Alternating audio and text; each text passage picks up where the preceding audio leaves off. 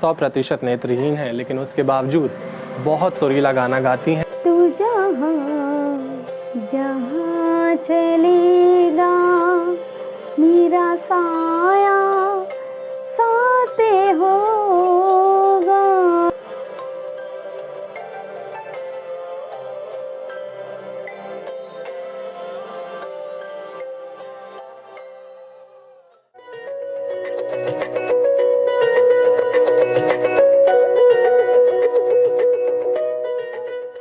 कहा जाता है कि अगर भगवान एक चीज़ आपसे छीन लेता है तो दूसरी आपको ज़रूर देता है, और इसी की जीती जागती उदाहरण हमारी झांसी की गीता शर्मा आंटी हैं, जो कि वैसे तो नेत्रहीन हैं और बिल्कुल नहीं देख पाती हैं, 100% नेत्रहीन है, लेकिन उसके बावजूद बहुत सुरीला गाना गाती हैं। तो आइए आज हम उनसे मुलाकात करने उनके घर आए हैं।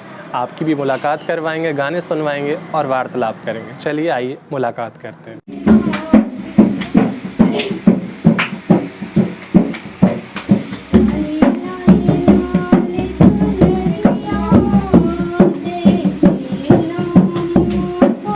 घर में आते ही हमने देखा गीता आंटी बहुत खूबसूरत भजन गा रही थी, साथ में ढोलक भी बजा रही थी और उनकी बेटी भी साथ में बैठी हुई थी। तो सब परिवार, सब लोग संगीत करते हैं, सुनते हैं, बजाते हैं और गाने बजाने के बहुत शौकीन हैं।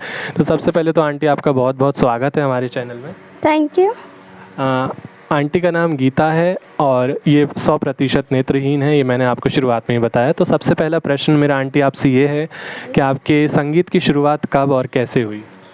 हमारी संगीत की शुरुआत हम 7-8 साल के थे, तो घर में ऐसे ही गाते रहते थे। लेकिन हमारे यहाँ तो परंपरा पहले ही से चली आ रही, क्योंकि हमारे दादाजी थे वो सितार वगैरह बजाते रहते थे। फिर हमारे यहाँ हमारा सुन के हमारे पापा ने दीपक म्यूज़िक क्लब घर में खोला और उसमें रिहर्सल करते रहे। हम लोग 7-8 साल के थे, हमने खूब रिहर्सल की। फिर उसके बाद हमारे गुरुजी थे एहसीन साहब, जो तलैया में रहते थे, तो उनने फिर हमारे प्रोग्राम वगैरह दिलवाए और हमने क्या कहते हैं ये सांस्कृतिक प्रोग्राम भी बहुत दिए झांसी के अंदर और बाहर। जब से हमें गाने की रुचि तो शुरू से ही रही है। तो आंटी ने जैसे कि हमें पहले प्रश्न का हमारा बहुत खूबसूरत जवाब दिया और हमें उनके संगीत की शुरुआत के बारे में पता चला। तो अगला सवाल मेरा आंटी आपसे ये है कि किस गायक या गायिका को आप अपनी प्रेरणा समझती हैं और किसके गाने ज़्यादातर आप सुनना और गाना पसंद करती हैं?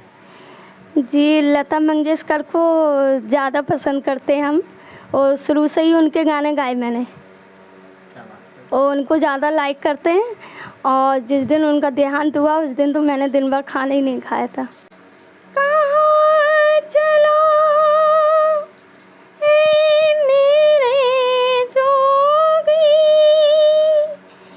जीवन से तू भाग के, किसी के दिल की कारण यूं सारी दुनिया त्याग के, छोड़ दे सारी दुनिया किसी के लिए, ये मुनासिब नहीं आदमी के लिए।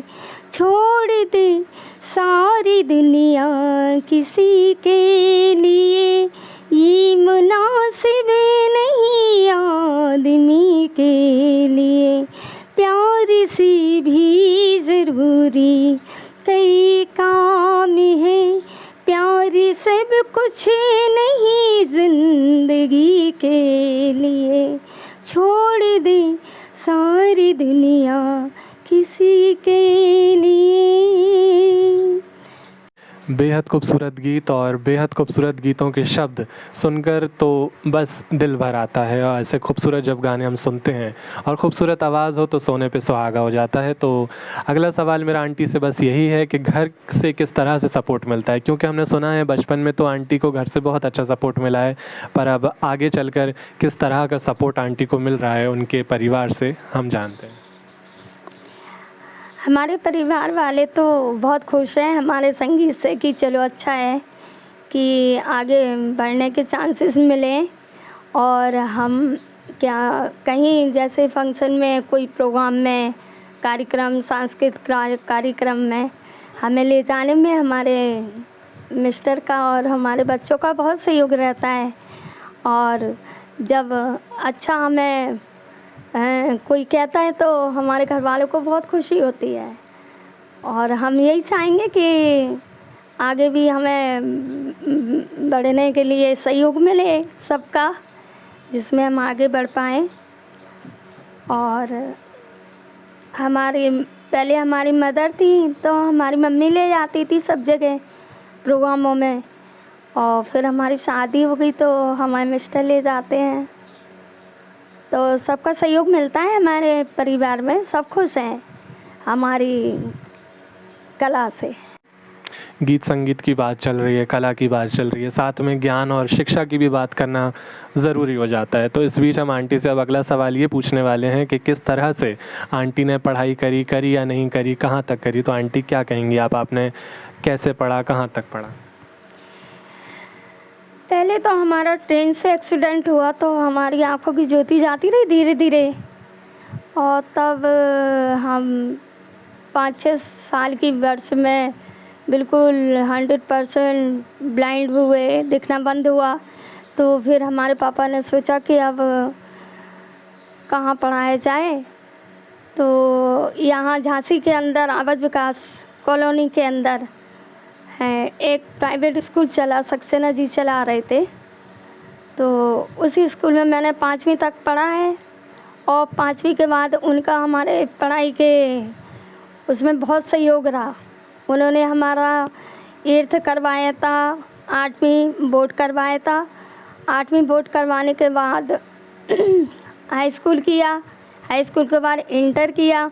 लेकिन हमने पढ़ा ब्रेल लिपि से पढ़ा है, क्योंकि यहाँ बिंदियों वाली पढ़ाई से पढ़ाई की है 12वीं तक।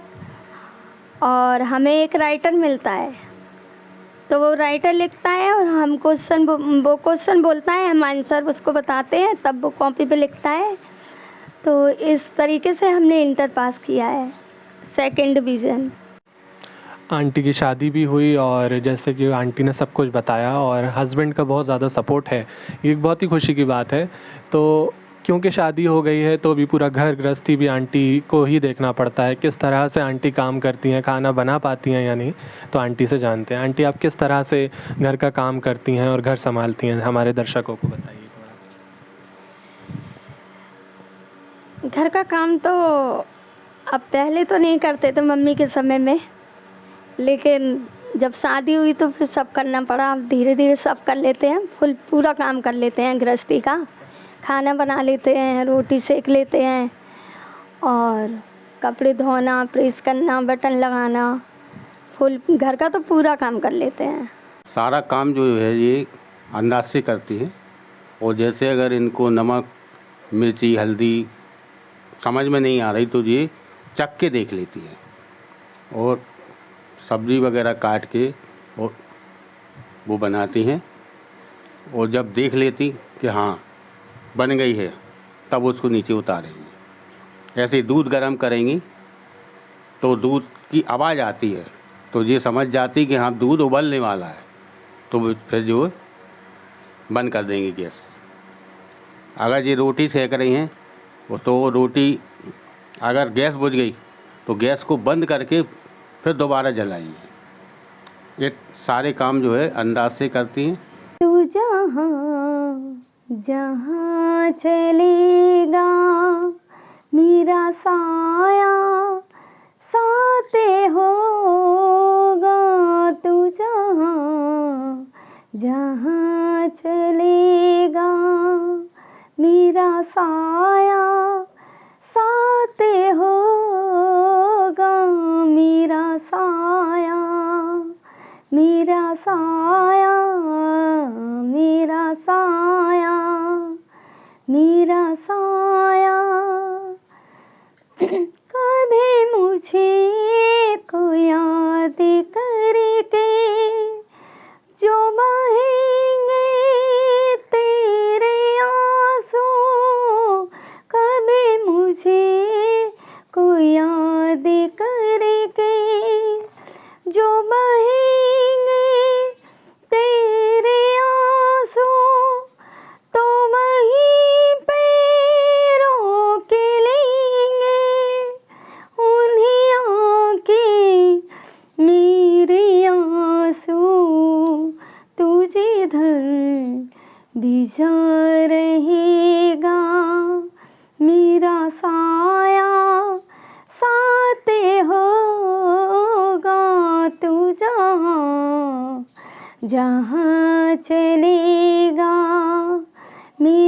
साया साथ होगा, मेरा साया, मेरा साया, मेरा साया, मेरा साया, मेरा। अब मेरा सवाल आंटी से ये है कि किन बड़े बड़े मंचों पर आंटी ने गाया है और क्या कोई सरकारी सहायता उनको उपलब्ध हुई है आज तक, या फिर उनको कोई ऐसे बड़े मंच मिले हों? क्या कहेंगी आंटी आप इस पर? मैंने तो झांसी महोत्सव के मुक्ताकाशी मंच पे बहुत प्रोग्राम किए हैं, 7-8 प्रोग्राम तो मैंने किए ही हैं, और सांस्कृतिक प्रोग्राम ऑडिटोरियम और ऐसे हॉलों में किए हैं। ढेर सारी बातें हुई हैं, सवाल जवाब हुए हैं और बहुत अच्छा लगा जानकर आंटी के बारे में और उनकी आवाज़ भी सुनने का मौका मिला। लेकिन अब मौका है कि और आंटी के थोड़े गाने सुने जाएं, तो हम आइए आंटी का एक और बहुत ही खूबसूरत सा गीत देशभक्ति सुनते हैं।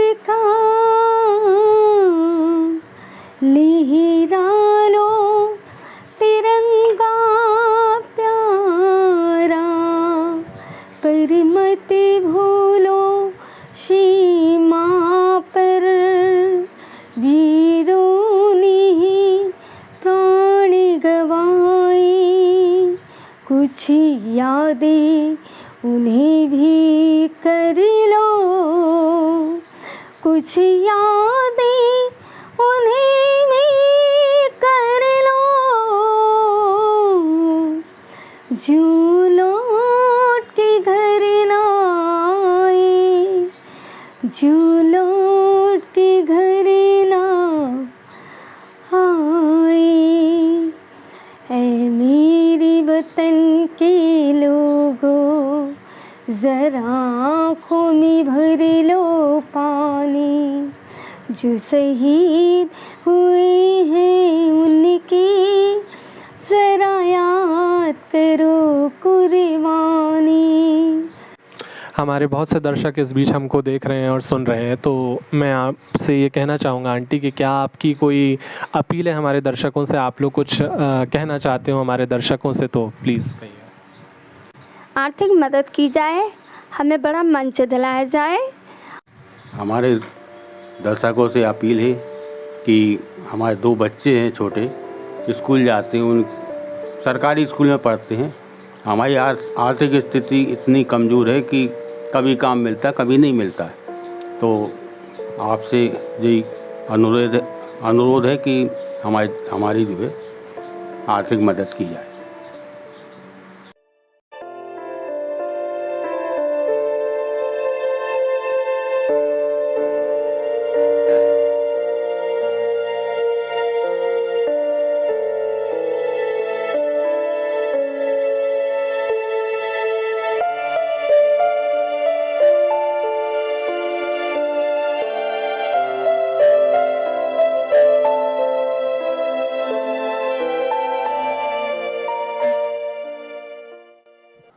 आपने परिवार की हालत देखी और मुझे आशा है आपने इंटरव्यू भी पूरा सुना होगा।